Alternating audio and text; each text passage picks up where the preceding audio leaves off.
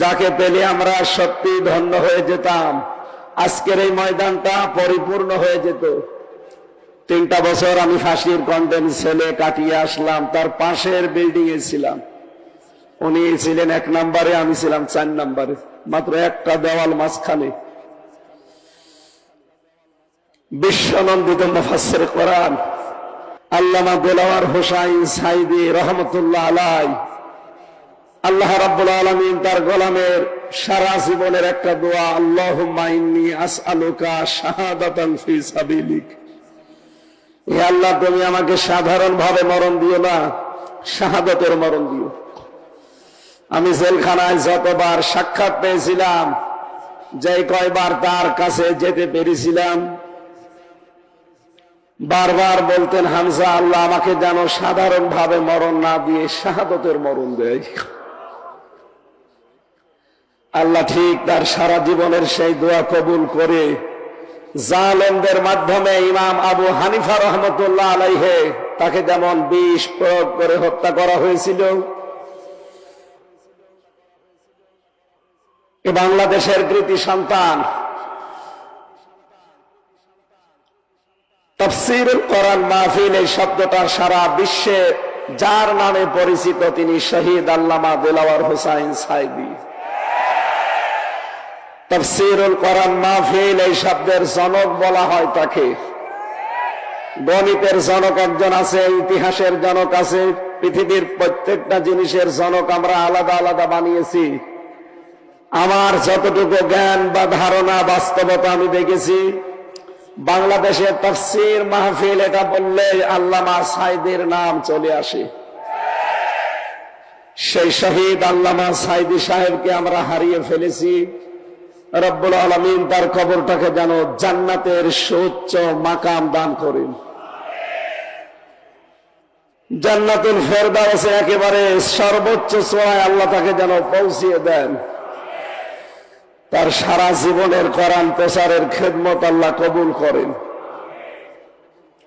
দল, মত, জাতি, বর্ণ, ধর্ম নির্বিশেষে আজকের এই অনুষ্ঠান, এটা শুধু চট্টগ্রাম মুসলমানদের অনুষ্ঠান নয়। হাদা বায়ানুল লিন্নাস হুদাল লিন্নাস, মানুষ পদবাচ্য আমরা যারা বিবেচিত, সবার জন্য আজকের এই অনুষ্ঠান উন্মুক্ত। সুতরাং অন্যান্য ধর্মের যারা এসেছেন তাদেরকেও আমরা কোরআনের অনুষ্ঠান থেকে ওয়েলকাম জানাচ্ছি, স্বাগতম জানাচ্ছি। সম্মানিত উপস্থিতি, গতকাল আমার মাহফিল ছিল চুয়াডাঙ্গা। ওদের সাউন্ড সিস্টেমটা ভালো ছিল না, চাপ দিয়ে কথা বলতে গিয়ে কণ্ঠটা বসে গেছে। মুসাফির অবস্থায় আছি, অসুস্থ অবস্থায় আছি, এখনো মাসলুম অবস্থায় আছি। কারণ বিভিন্ন জায়গায় জালেম নেই, কিন্তু মুনাফিকদের দ্বারা বাধা প্রাপ্ত হচ্ছি। সেই হিসাবে এই লক্ষ লক্ষ আল্লাহর বান্দা বান্দীদেরকে নিয়ে একটু দোয়া চাই, আল্লাহ যেন আমার কণ্ঠটা অন্তত 1.5 ঘন্টার জন্য তিনি ছেড়ে দেন। আরো জোরে বলেন আমিন। যে আল্লাহ আমাদের কোরআন শোনার জন্য নিয়ে আসলেন, আল্লাহ আমাদেরকে 5টি জিনিস দিয়েছেন। এই 5টি নিয়ামতের ভেতরে পৃথিবীতে আমরা মিলিয়েছি। বিজ্ঞান প্রমাণ করেছে এই 5টা বিষয় দুনিয়ার কারো সাথে কারো মেলে নাই, কিয়ামত পর্যন্ত মিলবেও না। তার ভেতরে 1 নম্বরে এই যে কথা বলতে পারছি, কণ্ঠের স্বর। যতই কাছাকাছি মনে হোক, জীবনেও একরকম পাবেন না। বিজ্ঞান জানাচ্ছে এই কথা তৈরি হওয়ার জন্য কণ্ঠ নালীর ভেতরে 27টা স্তর পার করা লাগছে। 27টা ধাক্কা খাওয়ার পরে একটা কথা যখন সর্বশেষ বের হয়, তখন ওর ধরনটা পাল্টিয়ে যায়। আমার সাথে অধ্যক্ষ মোহাম্মদ তাহের সাহেবের কথা জীবনেও মিলাতে পারবেন না। হয়তো 1 থেকে 26 পর্যন্ত স্তরগুলো ঠিক আছে, একটার পরে একটা 27 নাম্বার যখন বের হবে, কথাটা আল্লাহ পাল্টিয়ে দেবে।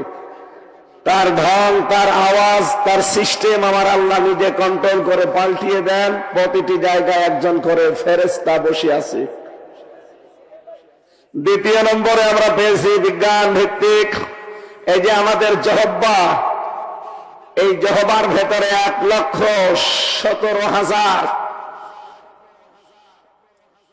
এখানে 1,17,000 সেল দেওয়া আছে।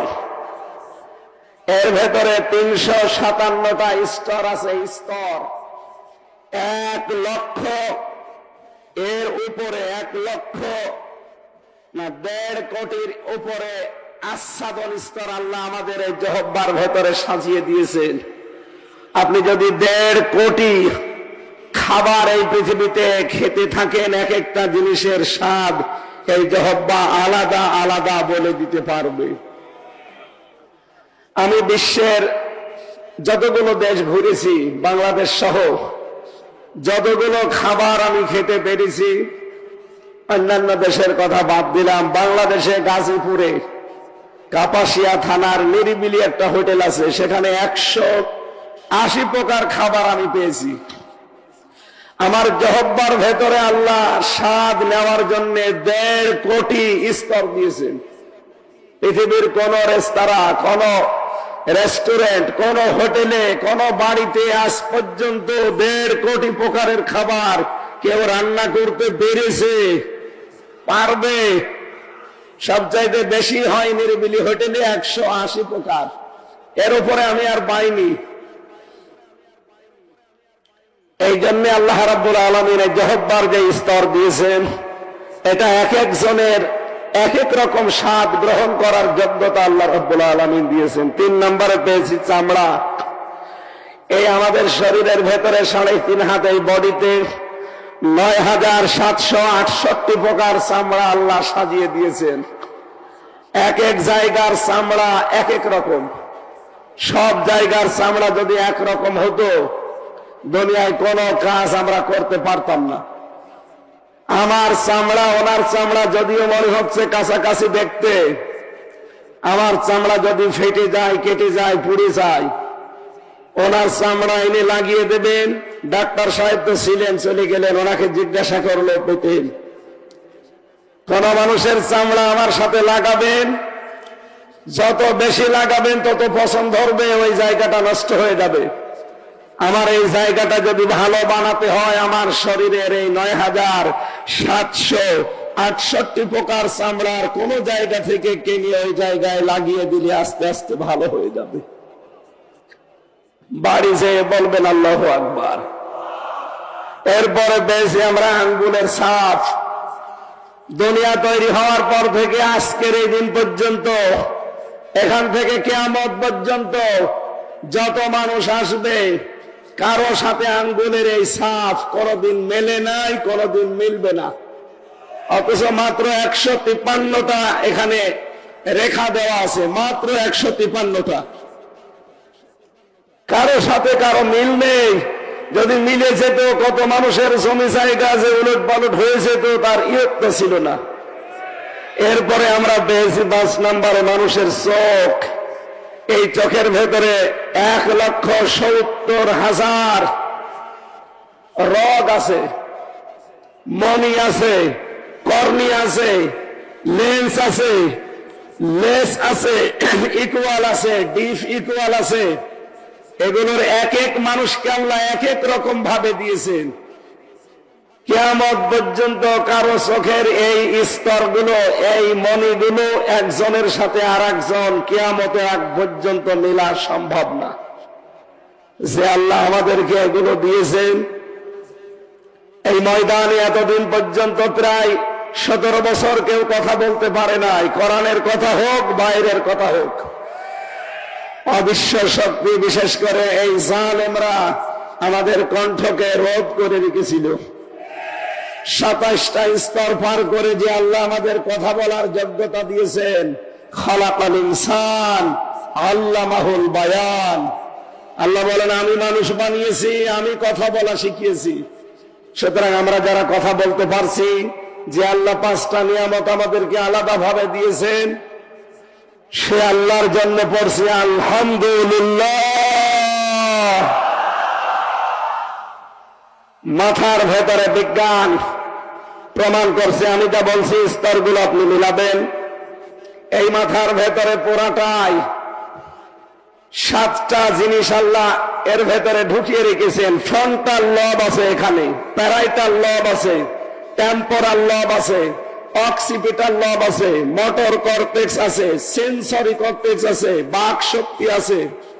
এর এক একটার ভেতরে 6টা করে জিনিস ঢোকানো আছে। কেউ ব্যথা অনুভব করে, কেউ সুখ পায়, কেউ শান্তি পায়, কেউ দুঃখ লাগলে টের পায়, কেউ আনন্দ পেলে টের পায়। এরকম 70,000 জিনিস আমাদের এই মাথার ভেতর থেকে ওরা শরীর আল্লাহ কন্ট্রোল করার জন্য দিয়ে রেখেছেন। 70,000 তার বলা হয় যেগুলোকে সূক্ষ্ম সূক্ষ্ম তার দিয়ে। বিজ্ঞান জানিয়েছেন একটা তার যদি অকেজ হয়ে যায় আপনি পাগল হয়ে যাবেন, নিজের পায়খানা নিজে খাবেন। সুতরাং যে আল্লাহ এখনো পর্যন্ত আমাদের সবগুলো অর্গান ঠিক রেখে সুস্থ রাখলেন, জবান খুলে তার জন্য বলেন আলহামদুলিল্লাহ। নবীজির হাদিস পড়েছিলাম আমরা, তিরমিজি শরীফে নবীজি বলেন মান ইত্তাবাআল হুদা বিগাইরিল কুরআন আদাল্লাহুল্লাহ।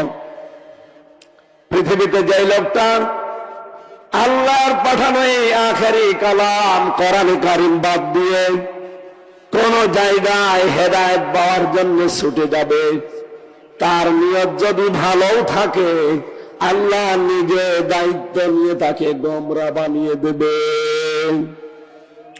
চট্টগ্রামবাসী শব্দের দিকে খেয়াল করলে আমরা দেখি নবীজি যদি দল্লা ইয়াদুল্লু দিতেন, সোলাসি মুজাররদ থেকে যদি এ শব্দটা আসতো, বাংলা অর্থ দাঁড়াতো আপনি নিজেই নিজেকে খারাপ বানিয়ে ফেলেছেন।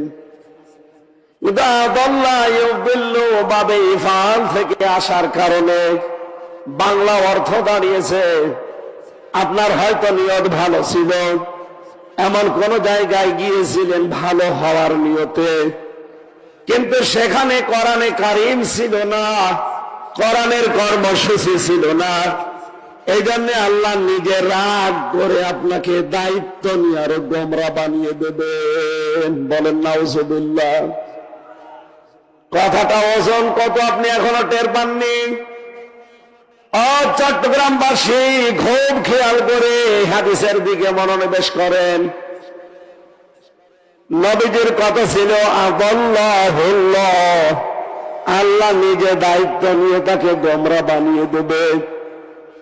যেহেতু হেদায়েত আমি নিজের হাতে করে এখানে নিয়ে আসি নাই, আর এটা আল্লাহ কারো হাতে দেয়নি, কিয়ামত পর্যন্ত কারো হাতে আল্লাহ দেবে না। কোরআনে কারীম জানিয়েছে লাইসা আলাইকা হুদাহুম ওয়ালাকিন্নাল্লাহা ইয়াহদি মান ইয়াশা। সূরা বাকারা 3 নম্বর পারার ভেতরে আছে 5 নম্বর পৃষ্ঠার 5 নম্বর লাইনের 272 নম্বর আয়াতের প্রথম অংশে আছে। আয়াতের তাফসীর আমি প্রায় 12 থেকে 13টা তাফসীর মিলিয়ে দেখেছি। সব মুফাসসির আয়াতের ব্যাপারে বক্তব্য একই দিয়েছেন। রব্বুল আলামিন বলেন হেদায়েত দেওয়া হে নবী আপনার কাজ না, এটার দায়িত্ব শুধুমাত্র আমি আল্লাহর। জোরে বলেন সুবহানাল্লাহ। হযরত আবু হুরায়রা একবার গাছ লাগাচ্ছিলেন রাদিয়াল্লাহু তাআলা আনহু, হঠাৎ তিনি আনন্দে লাফিয়ে উঠলেন। লোকজন জিজ্ঞাসা করে আবু হুরায়রা ভালোই তো লাগছিল, হঠাৎ করে আনন্দে লাফালেন কেন? হযরত আবু হুরায়রা বলেন এই কিছুক্ষণ আগামী দরবারে ছিলাম, বিশ্ব নবীর দরবারে থেকে দেখলাম একটা আয়াত নাযিল হয়েছে, ইন্নাকা লা তাহদি মান আহবাবতা ওয়ালাকিন্নাল্লাহা ইয়াহদি মান ইয়াশা। আল্লাহ পাক বলেন হে নবী আপনি যাকে চান ভালোবাসেন তাকে হেদায়েত দিতে পারবেন না, এটা আমি আল্লাহ যাকে ইচ্ছা করি শুধু তাকেই দান করি। এটা নবীজির হাতে যদি থাকতো আল্লাহ নবী নিজের আত্মীয় স্বজন বংশের লোকদেরকে হেদায়েত গুলো দিয়ে আমার পর্যন্ত হয়তো আসতো না। আল্লাহ যেহেতু নিজের হাতে রেখেছেন, আমার মতো আবু হুরায়রা কি আল্লাহ যে পথ দেখিয়েছেন, এই জন্য আমি আজ আনন্দে হাসতেছি। বলেন সুবহানাল্লাহ। চট্টগ্রামবাসী, আমি যে কথাটাই হাদিস থেকে তুলে আনতে চাই, যেখানে কোরআন নেই ওখানে যদি আপনি ভালো হওয়ার নিয়তেও থাকেন, আপনাকে খারাপ বানিয়ে দেবে হামজা। কে? আরো জোরে আর একবার বলেন কে? বলে হাদিস থেকে আজকে একটা জিনিস নিয়ে যাওয়া লাগবে বাড়িতে। যেহেতু কণ্ঠটা আমার বসা, চাপ দিয়ে কথা বলা যাচ্ছে না, আপনারা জবাব জোরে দেবেন।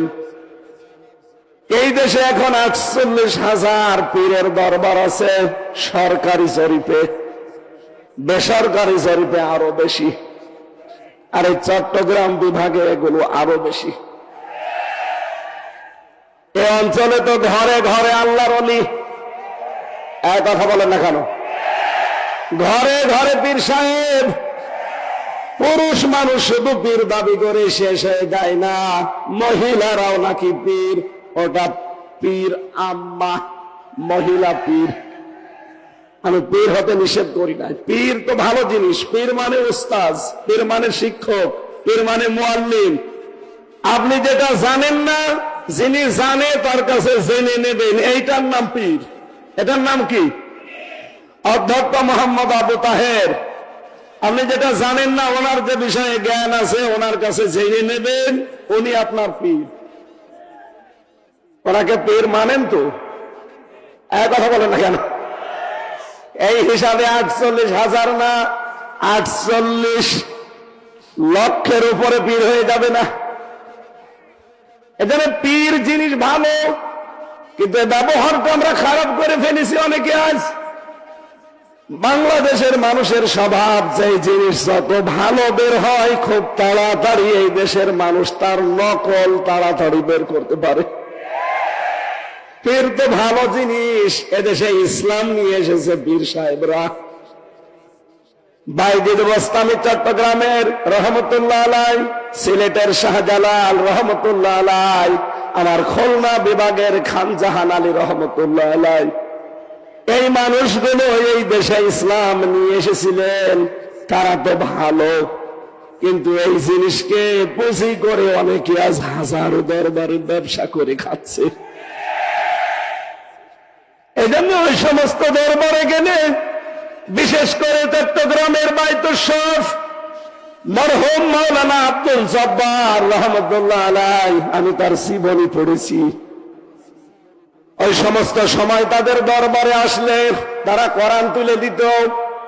আল্লাহর এই কোরআন পড়েন, বসেন, আল্লাহকে পেয়ে যাবেন।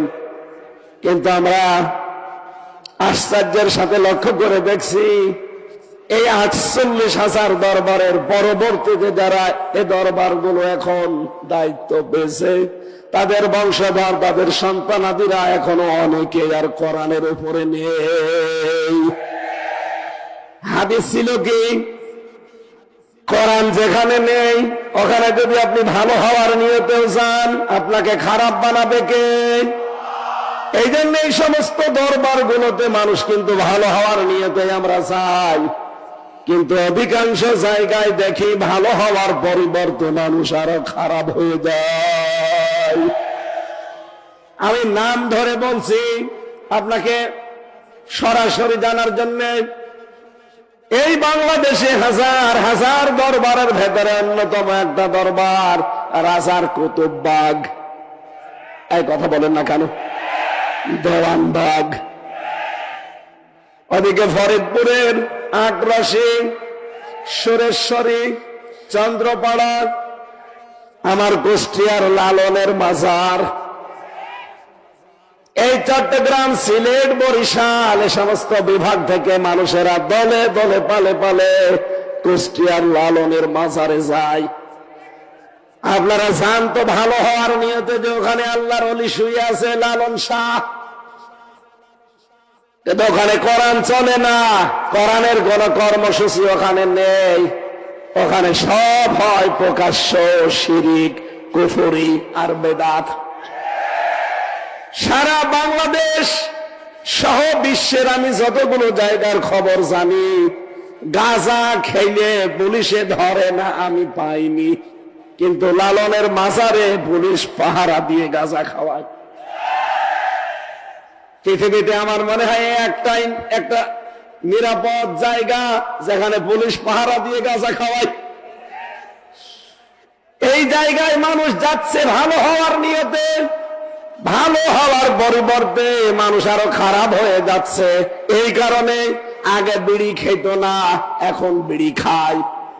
আগে গাঁজা খেত না, এখন গাঁজা খায়। এই কথা বলি না কেন? কেন? কারণ কোরআন নেই, তুই ওখানে গেলি কেন? বলেন বলেন। সুতরাং এই বাংলাদেশে 48 লক্ষ যদি দরবার তৈরি হয়, যেই দরবারে কোরআন নেই, কোরআনের কর্মসূচি নেই, ওই দরবার যদি আমার বাবাও তৈরি করে, ওই দরবারে আমি আজকে থেকে নেই। কারা কারা সিদ্ধান্ত নিয়ে বাড়ি যেতে পারবেন দেখি হাত তোলেন মুসলমান। লিল্লাহি তাকবীর।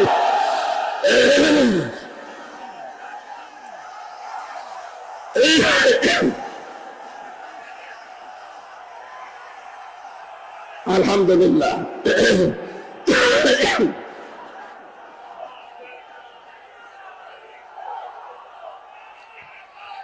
আমার ভাইরা,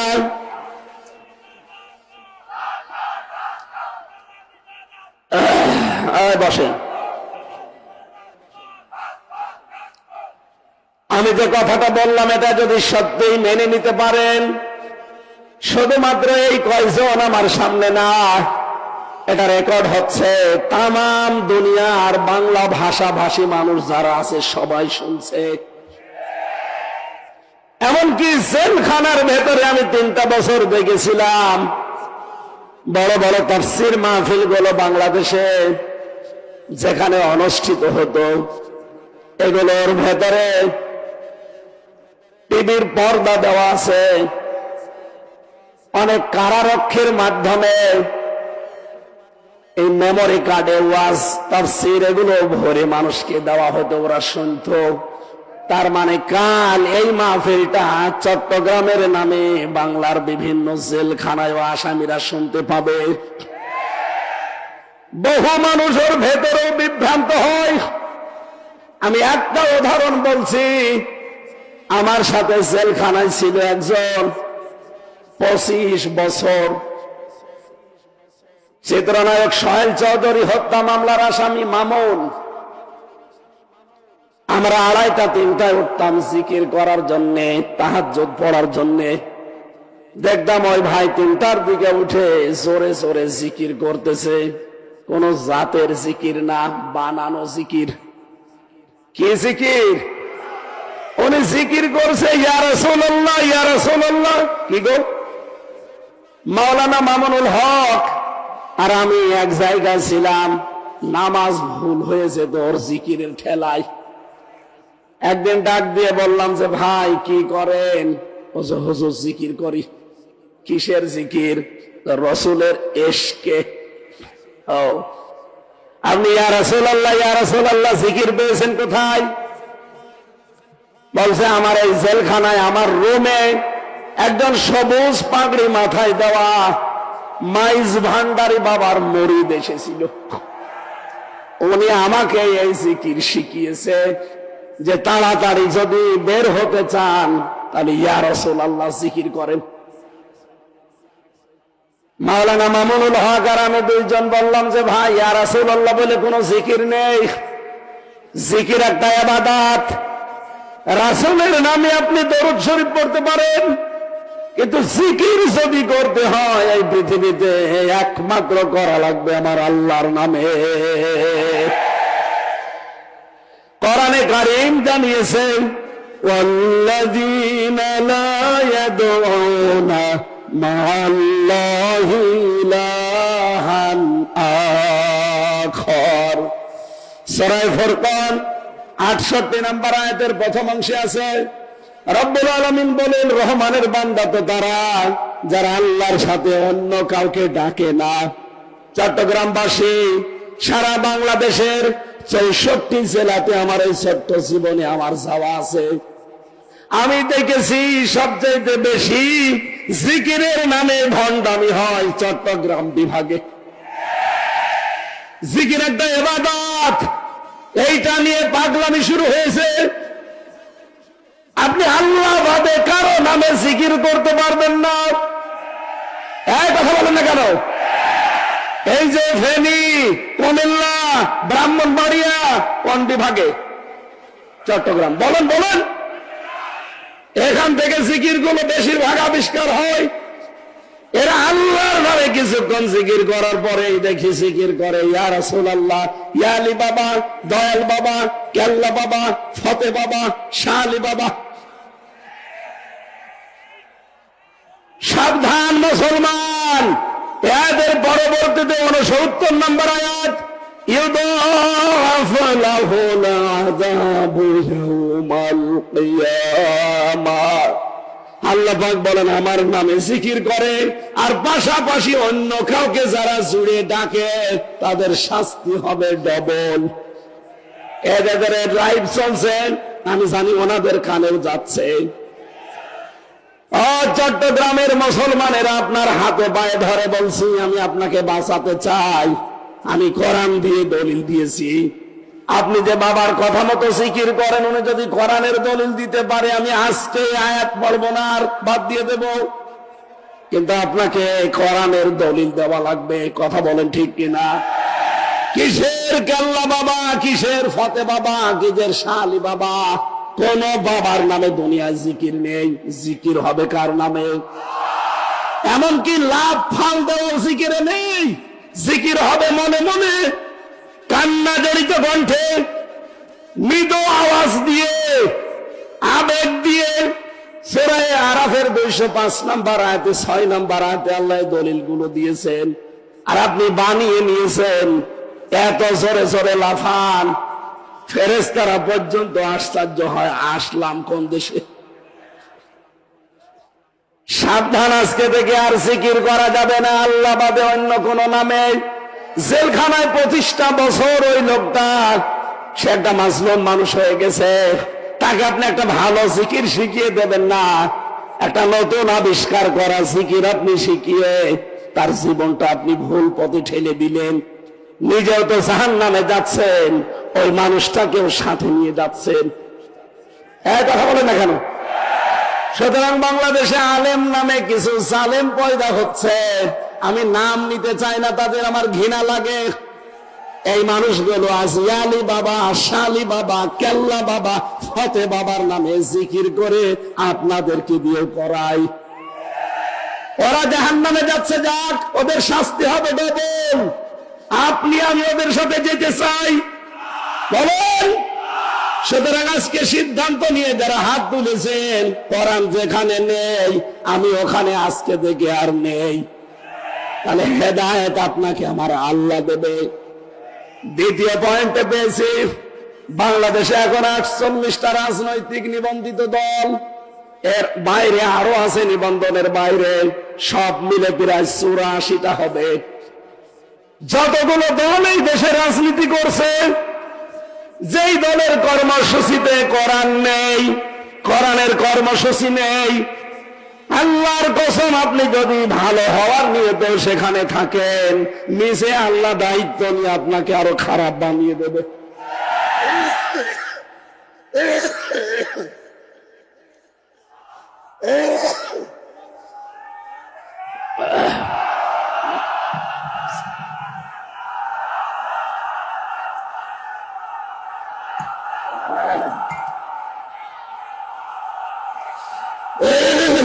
ঠিক আছে,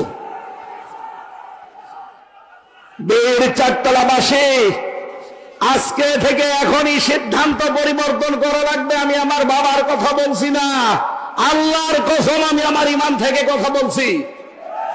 সুতরাং এই দেশে যে রাজনৈতিক দলের কর্মসূচিতে কোরআন নেই, ওখানে যদি আমার বাবাও দলের প্রতিষ্ঠাতা হয়, আমি ওখানে যদি যাই আমাকে খারাপ বানিয়ে দেবে কে? সুতরাং আমি আমার বিশাল আখিরাত নষ্ট করতে চাই না। যে দলে কোরআন নেই ওই দলে আমি নেই। কারা মন থেকে রাজি আছেন দেখি? লিল্লাহি তাকবীর। এই দেখেন তো, হাত তোলেনি কে? দেখেন,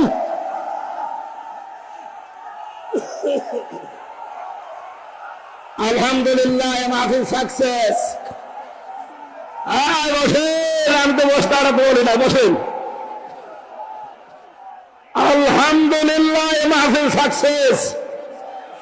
আর ওয়াজ লাগবে না, এবার মোনাজাত করে দি। আবার কি ওয়াজ করব? যেই দরবারে কোরআন নেই, যে দলে কোরআন নেই, এগুলো বাদ দিলে বাংলাদেশে একামতে দিন ছাড়া আর কিছু থাকে না। কথা বলেন না কেন? দলমত নির্বিশেষে হাদিসের উপরে আমল করার তৌফিক কামনা করছি, আল্লাহ যেন দান করেন। বলেন আমিন। আমার আজকের আলোচনার বিষয়, না আমি চালাবো তো অবশ্যই, আমি এমনি বললাম। আমার কণ্ঠটা শুধু মানে সাপোর্ট দিচ্ছে না তাই। আসলে কালকে চুয়াডাঙ্গা জেলা তো গরিব জেলা, ওদের মাইক ওই রকম বাদাম বেচা মাইক, ওরা আমার কণ্ঠটা নষ্ট করে দিয়েছে। ও জেলায় আর যাওয়া যাবে না। শ্বশুর বাড়ি আমার ওই জেলায়, আমার বাবারও শ্বশুর বাড়ি, আমারও শ্বশুর বাড়ি, এই জন্য বেশি বদনাম আর করা যাচ্ছে না।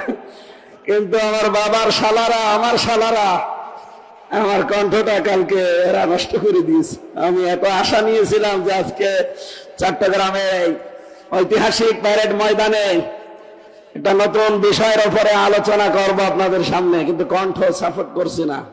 যারা কথা বললে স্তরগুলো ভেঙে যাচ্ছে। কয়টা স্তর পার করে কথা হয়?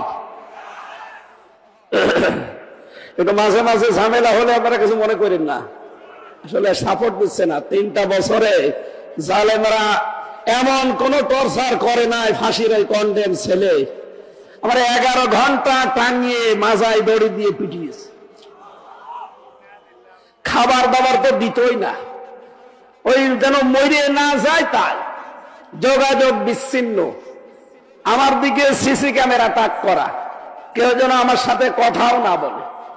আর দায়িত্বে দিতে আমার কারারক্ষী যারা, দেবদুলাল, সুব্রত বালা, কাঞ্চন কুমার, অসিত রায়, সব আল্লাহর ওলি। এর কাছে আলেমে কি আর জালেমে কি? ওর কাছে তো দুই একটা কোরআন হাদিসের কথা বলবো, ও তো আল্লাহকে বিশ্বাস করে না। যা বলার হয়ে গেছে, কিন্তু আপনারা যদি এই 2টা কথা ঠিক রাখতে পারেন, আল্লাহর কসম দেশে ইসলাম সামনে আমাদের চোখে আমরা দেখতে পাচ্ছি। কারণ বিজয় যদি আসে তাহলে 9টা লক্ষণ আল্লাহ মানুষকে দেখায়। সূরা নসরের প্রথম 2টা আয়াতে আপনি দেখবেন 2টা আছে, ইযা জাআ নাসরুল্লাহি ওয়াল ফাত, যখন আসবে আল্লাহর সাহায্য তখন আপনি বিজয় দেখতে পাবেন। বিজয়ের চিহ্ন, নমুনা, সিম্পটম 9টা। কয়টা? তার প্রথমটা হচ্ছে ওরাইতান নাস ইয়াদখুলুনা ফি দীনিল্লাহি আফওয়াজা। হে নবী, আপনি দেখবেন দলে দলে, পালে পালে মানুষ ইসলামে প্রবেশ করছে। আপনি 2024 সালের আগস্টের 5 তারিখের আগ পর্যন্ত জরিপগুলো দেখবেন, বাংলাদেশ সহ ইন্টারন্যাশনাল যত জরিপ আছে এগুলোর খোঁজ খবর রাখা লাগবে আমাদের চোখ কান খোলা রেখে। এর আগের জরিপ আমি দেখেছিলাম, মাত্র 100 জনের 15 জন মানুষ চাইতো এদেশে ইসলাম কায়েম হোক। মাত্র 100 জনের 15 জন, তার ভেতরে হয়তো একজন আলহাজ শাহজাহান চৌধুরী আছে। এই 100 জনের 15 জনের ভেতরে উনি একজন। অথচ এই 5.5 মাসের ব্যবধানে ভয়েস অফ আমেরিকা, মাইক্রোসফট, আমেরিকার গোয়েন্দা সংস্থা 3 দিন আগের রিপোর্ট, ওরা বাংলাদেশ সহ বিশ্বের যতগুলো দেশ নিয়ে রিপোর্ট করে, ওরা তো আর আমাদের মামাতো ভাই, খালাতো ভাই না। এই কথা বলেন না কেন? কোরআনের বর্ণনা, লাতাজিদান্না শাদ্দান্নাস আদাওয়াতাল লিল্লাযিনা আমানুল ইয়াহুদা ওয়াল্লাযিনা আশরাকু। হে নবী, আপনি মুসলমানদের চরম এবং পরম শত্রু, দুশমন হিসাবে 2টা জাতিকে দুনিয়ায় দেখবেন, জঘন্যতম দুশমন। একটা হচ্ছে ইহুদি আর একটা মুশরিক। ইহুদি তো আছেই, মুশরিক বলতে এখানে খ্রিস্টানরাও, কারণ তারা 3 খোদায় বিশ্বাসী। পৃথিবীতে শুধু মুসলিম বাদ দিয়ে 4,500 ধর্মের লোক আছে, সবাই প্রকারান্তে মুশরিক। এই কথা বলেন না কেন? সেই হিসাবে তারা যেহেতু মুশরিক, ওরা কখনো মুসলমানের কোনো উপকার হোক এমন খবর প্রকাশ করা ওদের দ্বারা সম্ভব না। কিন্তু সত্যটা প্রকাশ করে দিয়েছে। আমেরিকার গোয়েন্দা সংস্থা জানিয়েছে বাংলাদেশে 3য় একটা ইসলামপন্থী শক্তির উত্থান হতে যাচ্ছে। এই দেশে এখন 100 জনের 58 জন মানুষ চাচ্ছে যে দেশে ইসলাম কায়েম হোক।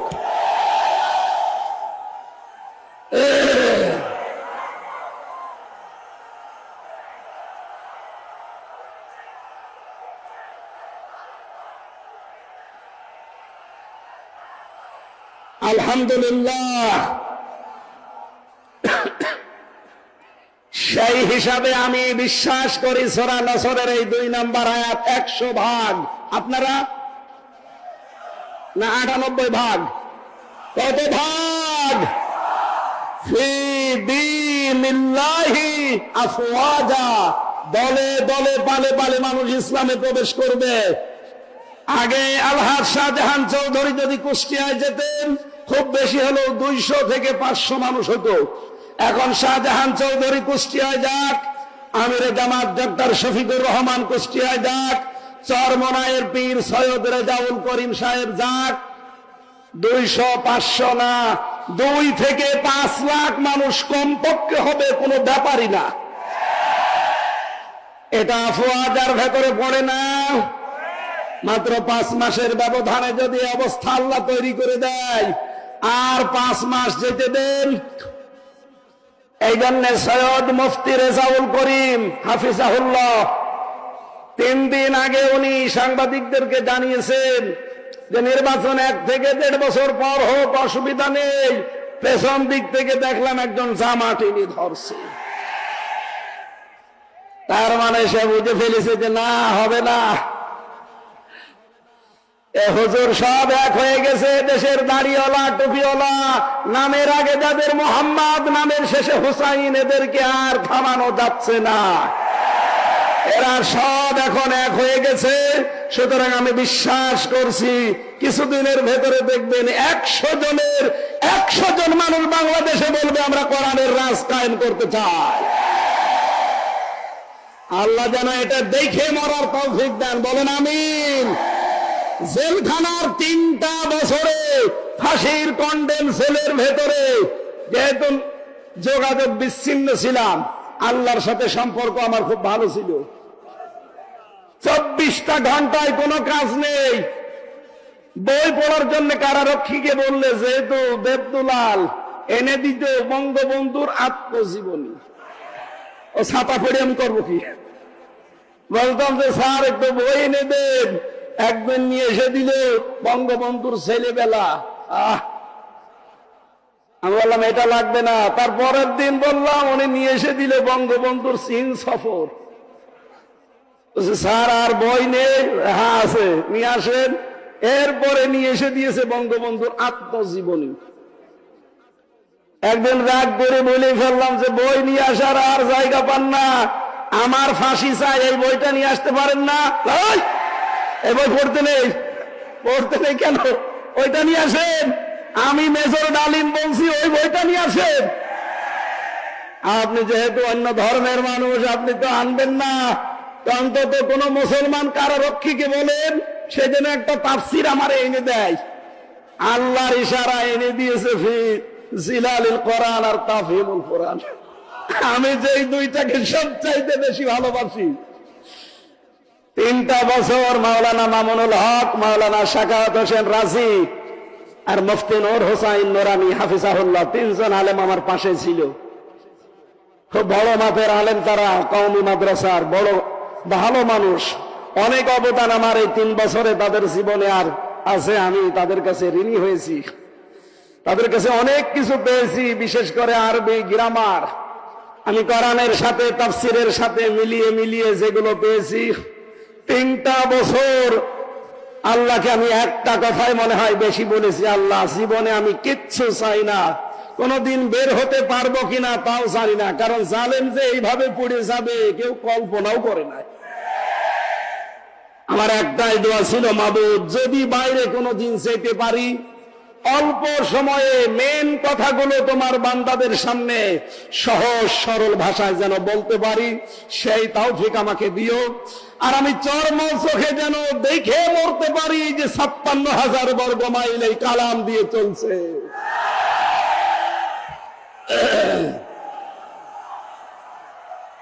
আলহামদুলিল্লাহ, যেহেতু আমি মাসলুম ছিলাম ওই সময়, 3টা বছরই আমি প্রায় অসুস্থ ছিলাম। মাঝে মাঝে কারারক্ষীদেরকে কিছু হাদিয়া তোফা দিয়ে বলতাম যে ভাই কিচ্ছু চাই না, শুধু আল্লামা সাইদি উনি যেহেতু হাসপাতালে থাকে মাঝে মাঝে আমার একটু হাসপাতালে নিয়ে চলেন, অন্তত 10-15 মিনিট সময় পাই, আল্লাহর ওলির কাছ থেকে শেষ কিছু কথা শোনা যাবে। উনি আমার শেষের দিকে 10টা মিনিট উপদেশ দিয়েছিলেন, হামজা আমার হয়তো জীবনে বের হওয়া যাবে কিনা জানি না, তবে যদি বাইরে যেতে পারো, আমার 2টা কথা বেশ ভালো মনে আছে, চট্টগ্রাম আর খুলনা, এই 2টা জায়গার নাম তিনি বলেছিলেন। এই 2 জায়গায় যদি যেতে পারো, বাংলার জনগণকে এই 2 জায়গায় জানাবে কোনদিন আমি কোরআনের কথা বলতে পিছপা হইনি, তোমারও নির্দেশ দিলাম কোনদিন পিছপা হবা না। ওটা আমার মাথায় হাত দিয়েছিল, আমার মনে হচ্ছে এখন ওনার হাত আমার মাথায় লেগে আছে। আমি ওনার এই কথাটা যেন মরণের আগ পর্যন্ত মেনে চলতে পারি, আল্লাহ তৌফিক দেন, বলেন আমিন। কারণ সেই জবান কোরআন বলে, ওই জবানে কোনো ভয় থাকা উচিত না। কথা বলেন। রব্বুল আলামিন বলেন, কিতাবুন উনজিলা ইলাইকা ফালা ইয়াকুন ফি সাদরিকা হারাজুম মিনহু লিতুনযিরা বিহি ওয়া যিকরা লিল মুমিনিন। বলেন আল্লাহু আকবার। সূরা আরাফের 2 নম্বর আয়াতে আল্লাহ বলেন, এই যে একখানা কিতাব, হে নবী আপনাকে আমি দিলাম, কি করবেন এটা নিয়ে? মানুষকে যখন এটা দিয়ে সতর্ক করবেন, আপনার মনের ভেতরে যেন কোনো সংকীর্ণতা না আসে, কোন ভয় ভীতি দ্বিধা দ্বন্দ্ব সংশয় সন্দেহ, এরকম 33টা অর্থ আছে এই শব্দের। আপনার মনের ভেতরে যেগুলো জায়গা না পায়, আমরা তো ওই মন নিয়েই কথা বলতে চাই, কিন্তু এই 15.5 বছরে ওই মন নিয়ে কথা বলতে গিয়ে সালেমরা আমারে আটক করে রেখেছিল। আমার মতো হাজার হাজার আলেমদেরকে তারা জেলখানায় আটক করেছিল। কথা বলেন ঠিক কিনা? আলেমদের কণ্ঠ রোধ করা গেছে। মুফতি জসিমউদ্দিন রহমানী 12 বছর পরে বের হয়ে আপনি তাকে থামাতে পেরেছেন। মাওলানা মামুনুল হক 3 বছর পরে বের হয়ে থামাতে পেরেছেন। আল্লামা সাইদি রহমতুল্লাহ আলাইহি 13 বছর পরে যদি বের হতেন তাকে থামাতে পারতেন না। এই জন্য আমরা চেষ্টা চালাবো হারাজন শব্দের হক আদায় করে কথা বলার। হারাজনের ব্যাখ্যা আমি পেয়েছি 2টা। 1 নম্বরে তাফসীরে ফি জিলালিল কোরআনে পাবেন, রব্বুল আলামিন বলেন, হে নবী আপনি যখন কোরআন প্রচার করতে যাবেন, অনেক মানুষ এমন আছে আপনার কণ্ঠে কোরআন শোনার পর কোরআন না বুঝে মন খারাপ করতে পারে, এরকম মানুষ চট্টগ্রাম বিভাগে নেই? আছে। ওই যে আলহাজ শাহজাহান সাহেব বলছিলেন না যে আমরা আপনাদের শত্রু না, আপনারা বিভিন্ন দরবারের নাম নিয়ে বিভিন্ন কল্যাণের নাম নিয়ে কাজ করছেন, ইসলামের করেন, কিন্তু আসেন এই মাহফিলে। আপনাদেরকে আমরা কোরআনের দিকে ডাকি, আর এটা আমরা আন্দাজে ডাকি না। কুল হাযিহি সাবিলি আদউ ইলাল্লাহ আলা বাসীরাতিন আনা ওয়া মান ইত্তাবানি। সূরা ইউসুফের 108 নম্বর আয়াতে আল্লাহ বলেন, হে নবী আপনি বলেন এইটাই আমার পথ, এইটাই আমার, আমি মানুষকে আল্লাহর দিকে ডাকি, আমি আন্দাজে ডাকি না, আমি বুঝে শুনে ডাকি, এইটাই আমার পথ, এবং আমাকে যারা অনুসরণ করবে তাদের এই একই পথ। সেই হিসাবে আমরা আপনাদেরকে আহ্বান জানাচ্ছি, আপনি আসেন কোরআনের কাছে, কোরআন পড়েন, কোরআন বোঝেন।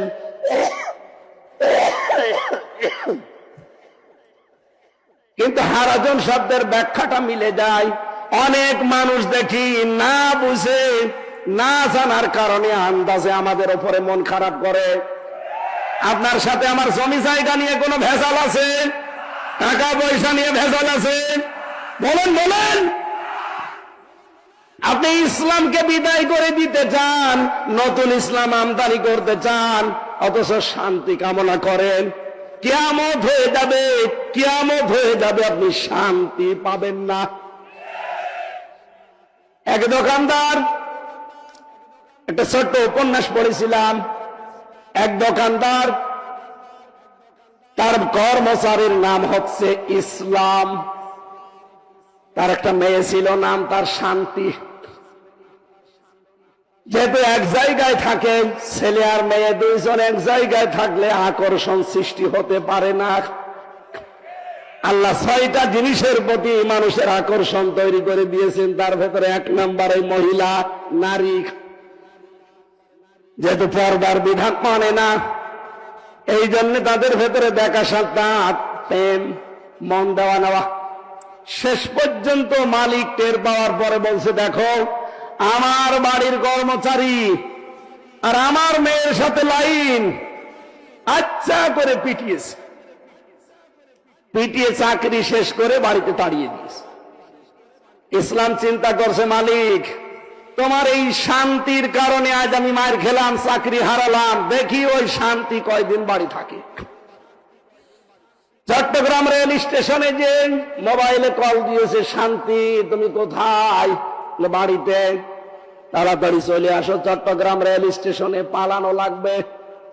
শান্তি ওর কথা মতো এসেছে, নিয়ে পালিয়েছে দুইজন আল্লাহর রাস্তায়। নাউজুবিল্লাহ। এটা কি আল্লাহর রাস্তা? শয়তানের রাস্তা। বিয়ের আগে যারা পালিয়ে যায়, কি আল্লাহর রাস্তায় যায় না শয়তানের? এই জন্য বিয়ের আগে প্রেম করা জায়েজ নেই, প্রেম হবে বিয়ের পরে। কথা বলেন না কেন?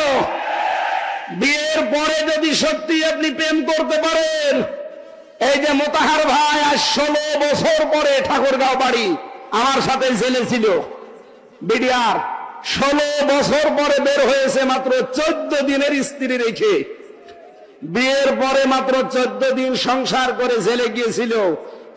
16 বছর জেল খাটার পরে কয়েকদিন আগে বের হয়েছে, এসে দেখে বউ এখনো যায়নি, ওই অবস্থায় আছে। ওনার প্রেম হয়েছিল বিয়ের আগে না, বিয়ের পরে। এখন সাংবাদিকরা বলছে, আপনি যে বিয়ে করেছিলেন কিভাবে, যে বৃত্তান্ত আসার সময় আমি শুনছিলাম। এই জন্য বিয়ের আগে যারা প্রেম করে ওদের 100 জনের 98টা সংসার টেকে না। কথা বলেন না কেন? বিয়ের পরে যাদের প্রেম হয় ওদের 100 জনের 98টা সংসারই টিকে যায়। এর দৃষ্টান্ত এই যে মোতাহার আলী বিডিআর ভাই, পালিয়েছে 2 জন। সকালবেলা দেখে মেয়ে বাড়ি নেই, শান্তি। দোকান খোলা বাদ দিয়ে রাস্তায় চিল্লাচ্ছে, আমার শান্তি গেল কোথায়, আমার শান্তি গেল কোথায়? এলাকার লোকজন বলছে, কি হয়েছে? বলে আমার শান্তিকে খুঁজে পাওয়া যাচ্ছে না। লোকজন বলে, আপনি চিল্লাচ্ছেন, দাঁড়ান, শান্তি খোঁজ করার আগে বলেন আপনার বাড়ির কর্মচারী সেই ইসলাম কোথায়? ওকে গতকাল আমি পিটিয়ে বের করে দিয়েছি, বিদায় করে দিয়েছি। লোকজন বলে, আপনি কি পাগল না মাথা খারাপ? ইসলামকে পিটিয়ে ঝাঁটিয়ে বিদায় করে দেওয়ার পরে আপনি শান্তি তালাশ করেন? ইসলাম যেখানে, শান্তি সেখানে। আজ আপনি ইসলাম যেটা আসল ওইটা বাদ দিয়ে নতুন ইসলাম আমদানি করে বিভিন্ন দরবার কায়েমের মাধ্যমে চালিয়ে যাচ্ছেন। যখন তাফসীর করা হয় ওইগুলো টেকে না, তখন আপনার মন খারাপ হয়। কথা বলুন, আপনি শান্তি দিতে পারবেন না, আরো অশান্তির দাবানল ওখানে জ্বলবে। হারাজনের দ্বিতীয় ব্যাখ্যা পেয়েছি। হে নবী, আপনি যখন কোরআন থেকে তাফসীর করবেন, ব্যাখ্যা বিশ্লেষণ জানাবেন, তখন দেখবেন সমাজে অনেক নিয়ম নীতি চালু করা আছে ইসলামের নাম বলে। যেহেতু আগে ওইগুলো ইসলাম আসলে না, মানুষের বানানো। আপনি আসল ইসলামের কথা বললে ওইগুলো টিকবে না। যারা ওইগুলো নিয়ে এতদিন বহমান কাল ধরে বিভিন্ন নাম দিয়ে ব্যবসা করে খাচ্ছে, তারা আপনার উপরে রাগ করবে, আপনার হাদিয়া তোফা নজর নিয়াজ তখন ওরা বন্ধ করে দেবে। আমাদের সারা দেশে এখন একই অবস্থা। কথা বলেন ঠিক কিনা?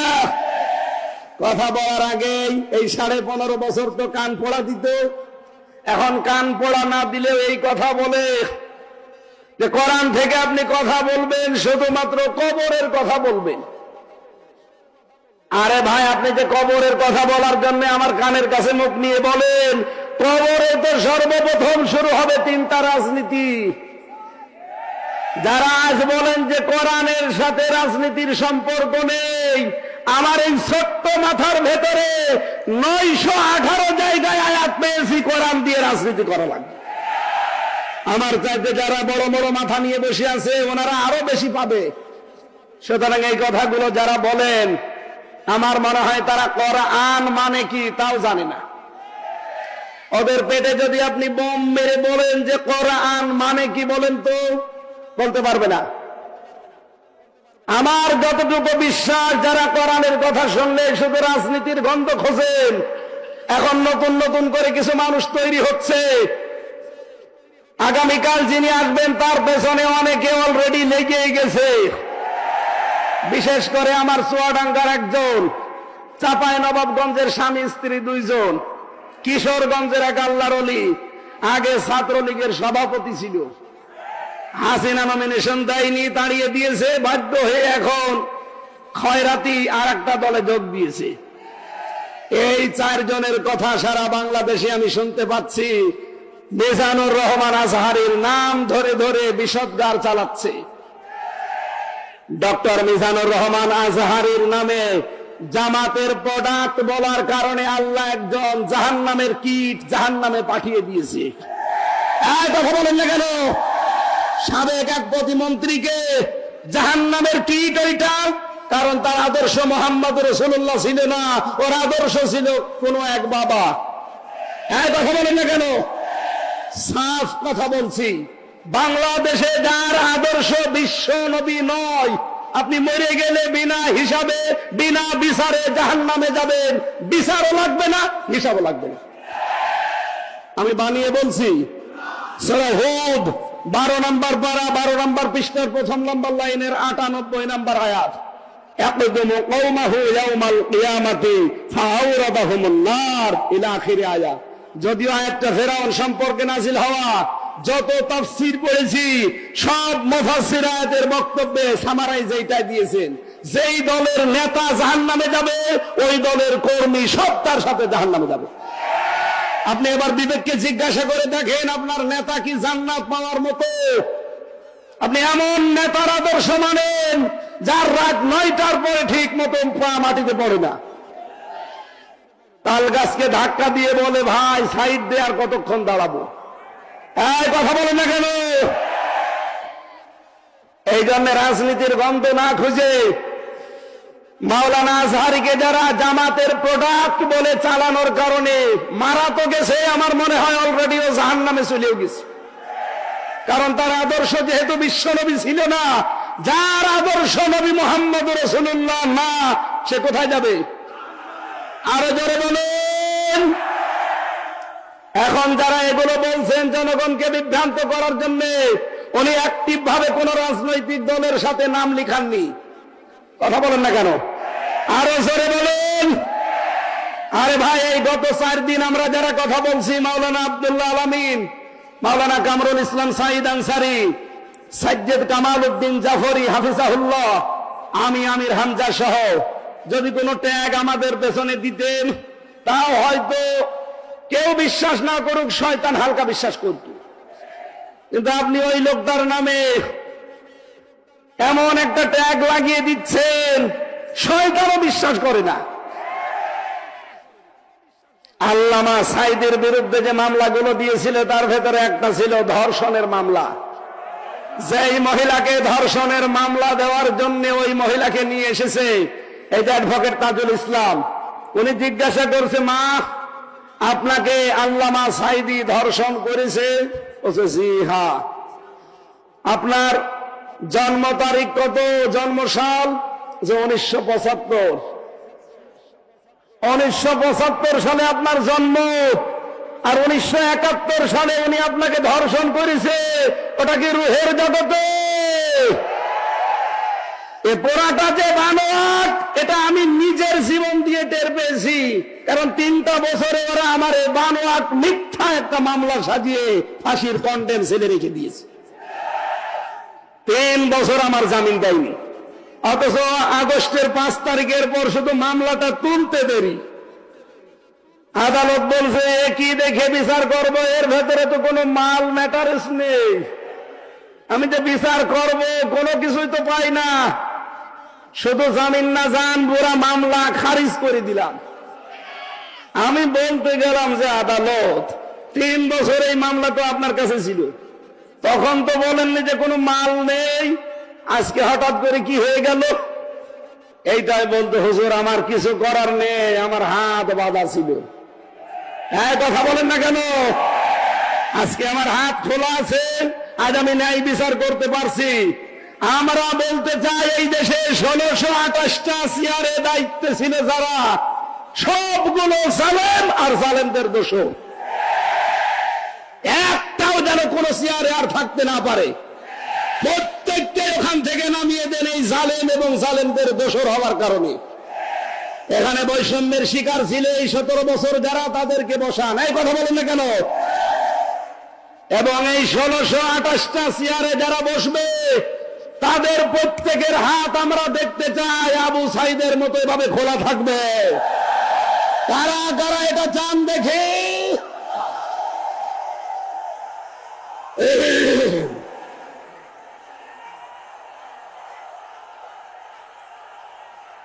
আলহামদুলিল্লাহ।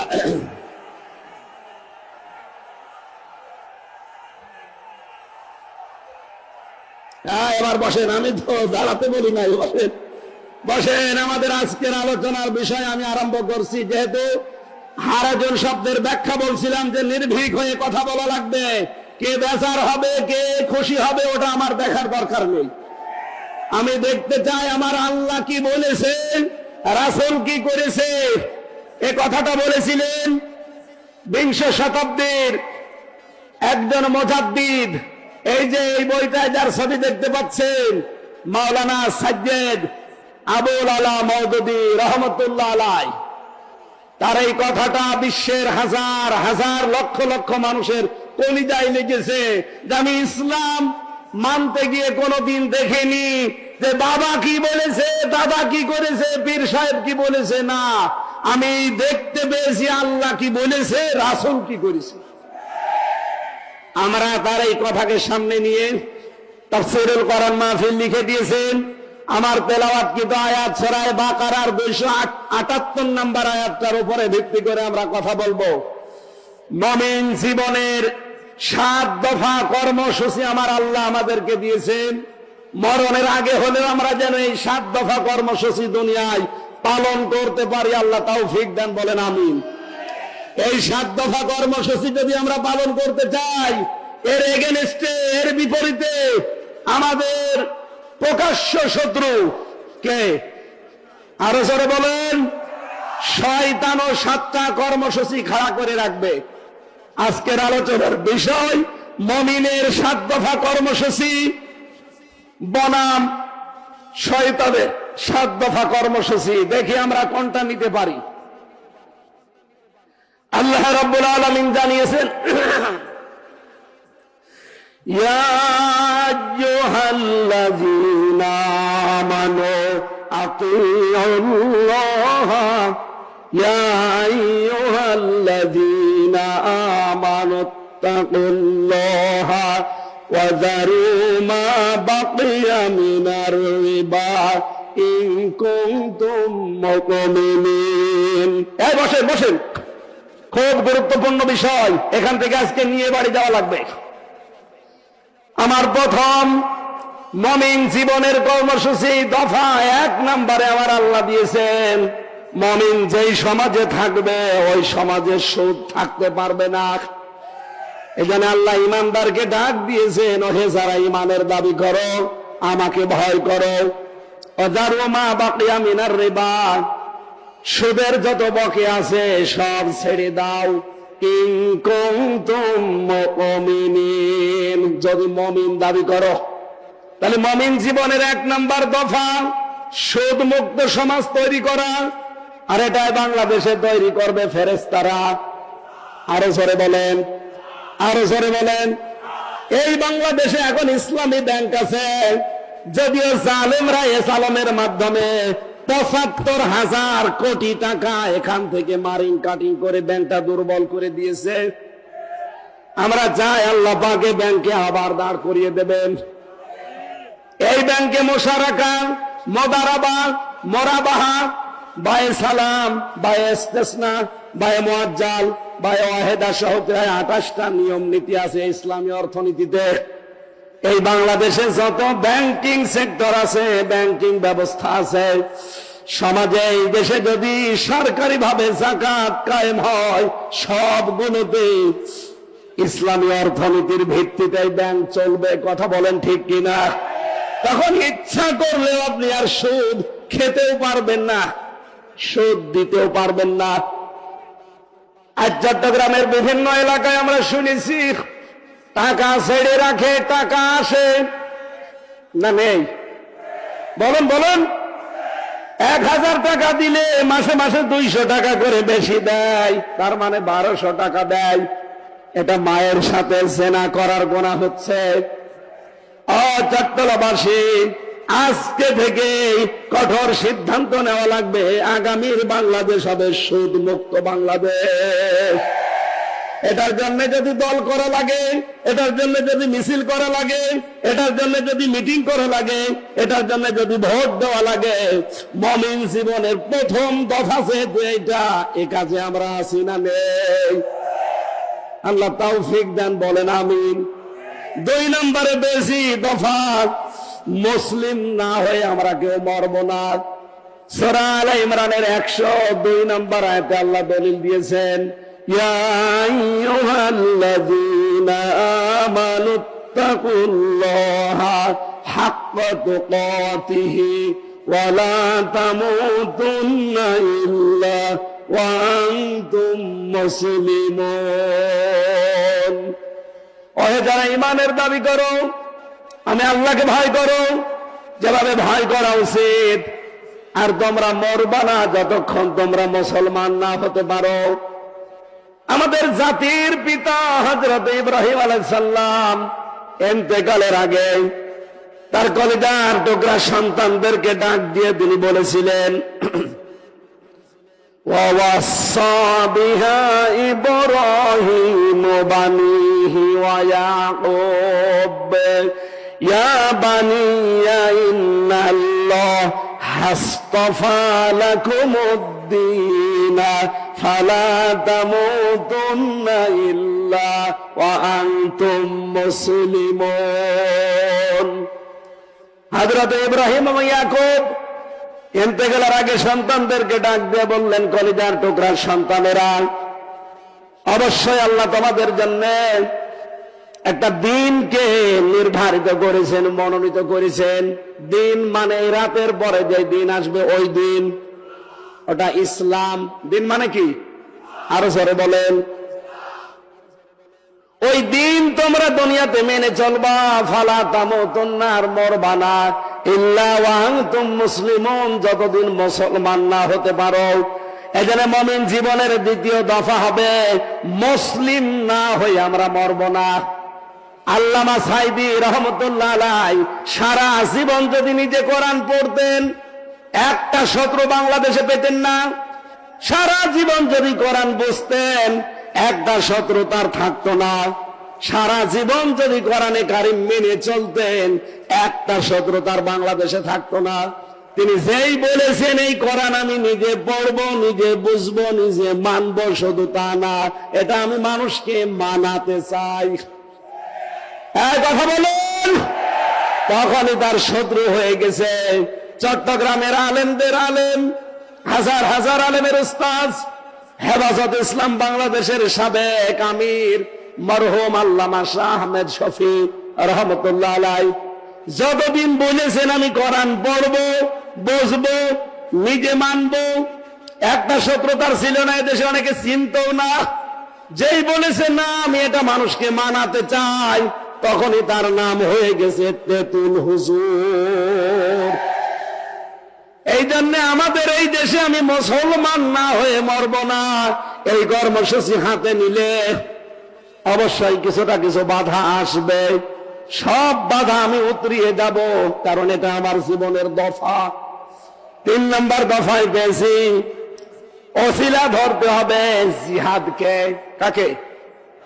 সূরা মায়েদার 35 নম্বর আয়াতে দেখবেন, ইয়া আইয়ুহাল্লাযীনা আমানুত্তাকুল্লাহা ওয়াবতাগু ইলাইহিল ওয়াসিলাতা ওয়াজাহিদু ফি সাবিলিহি লাআল্লাকুম তুফলিহুন। বলেন আমিন। আল্লাহ ডাক দিয়েছেন, ইমানদাররা আমাকে ভয় করো, আর আমাকে পাওয়ার জন্য একটা ওসিলা তালাশ করো। সেই ওসিলার নাম হচ্ছে জিহাদ। নাম কি? তাহলে আশা করা যায় তোমরা সফল হবে। বাংলাদেশে বহু মানুষ এই আয়াতটা নিজের দিকে টেনে টেনে ব্যাখ্যা করে, আমাদেরকে ভুল ইনফরমেশন দেয়। তারা বলতে চায় ওসিলা তালাশ করো মানে পীর ধরো। কোন তাফসিরে আমি এটা পাইনি, ওরা সব বানিয়েছে। ওসিলা শব্দের ব্যাখ্যা পেয়েছি আমি 3টা। ওসিলা মানে নেক কাজ, ওসিলা মানে কোরআন, ওসিলা মানে 3 নম্বরে নবীর সম্মান। আপনি পীর ধরা লাগবে পেলেন কোথায়? সুতরাং আল্লাহ পর্যন্ত পৌঁছানোর একটাই মাধ্যম আছে উত্তম, সেটা হচ্ছে জিহাদ। আর জিহাদ বলা হয় তাকে অন্যায় যেখানে জিহাদ সেখানে। আজ বাংলাদেশের সবচাইতে বড় অন্যায় আরম্ভ হয়েছে চাঁদাবাজি। সুতরাং চাঁদাবাজি যেখানে, দলমত নির্বিশেষে ঐক্যবদ্ধ হয়ে প্রতিহত করা লাগবে সেখানে। এটার নাম জিহাদ। এইটার মাধ্যমে আল্লাহ পর্যন্ত যাওয়া যাবে। এটা আমাদের জীবনের 3 নম্বর দফা বানানো লাগবে মুমিন জীবনের। 4 নম্বরে বেশি সত্যবাদীদের সাথে থাকা লাগবে। সূরা তাওবা 119 নম্বর আয়াতে আছে, ইয়া আইয়ুহাল্লাযীনা আমানুত্তাকুল্লাহা ওয়া কুনু মাস-সাদিকিন। ওহে যারা ইমানের দাবি করো আমাকে ভয় করো, আর দুনিয়ায় যারা সত্যবাদী তাদের সঙ্গে থাকো। জোরে বলেন সুবহানাল্লাহ। সত্যবাদী পৃথিবীতে আল্লাহর দৃষ্টিতে তারা, এই দুনিয়ায় যাদের সম্পর্ক কোরআনের সাথে আর কোরআন কায়েমের সাথে। আপনি তাফসিরে ফি জিলালিল কোরআন দেখবেন, এর ব্যাখ্যা আছে। 5 নম্বরের দফা পেয়েছি সদা সত্য কথা বলা লাগবে। সূরা আহজাবের 70 নম্বর আয়াতটা দেখবেন, ইয়া আইয়ুহাল্লাযীনা আমানুত্তাকুল্লাহা ওয়া কুলু কাওলান সাদীদা। ওহে ঈমানদারেরা আল্লাহকে ভয় করো, আর কথা বললে সোজা সরল সত্য কথা বলো। এ নির্দেশ কার? এই বাংলাদেশে যখনই আপনি এই দফাটা কায়েম করতে যাবেন যে আমি সত্য বই মিথ্যা বলিব না, তখন হাজারো মিথ্যা বিচার বন্ধ হয়ে যাবে। আমি দেখেছি আমার বিরুদ্ধে 4 জন সাক্ষী এনেছিল প্রশাসন।